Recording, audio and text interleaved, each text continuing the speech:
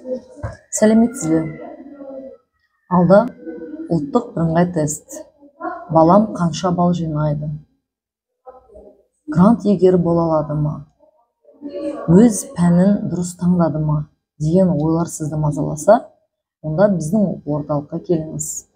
Біз сізге тиімді шешім қабылдауға көмек береміз. Мұнда 15-17 жылдан астам еңбек өтілі бар мұғалімдер жұмыс жасайды.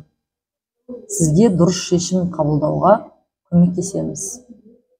Біздегі әр пән аптасына кемінде 3 рет, кемінде 1,5 сағаттан өтіледі. Және онымен қоса бір күн сынақ тестін аламыз.